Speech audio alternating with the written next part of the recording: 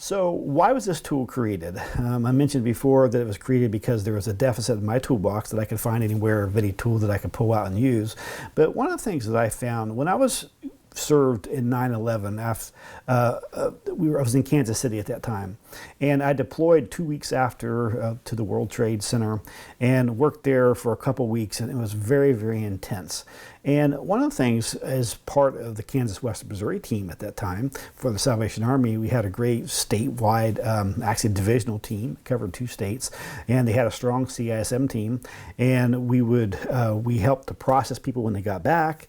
We had multiple times through the year that we checked in on people who went there, and over the years as we monitored that, nobody who was on that team that went and who saw a lot of pretty horrific stuff and heard a lot of pretty significant stories that were distressing, none of them had any long-term impact that we were aware of.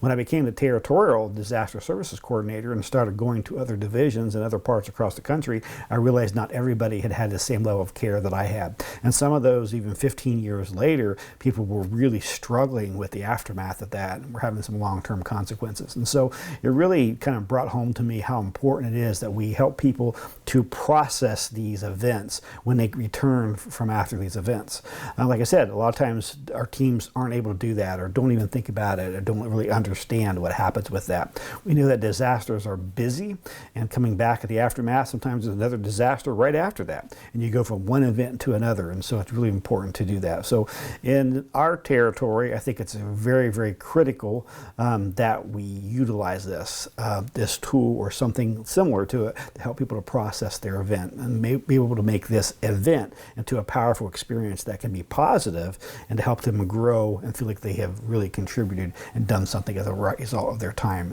in deployment.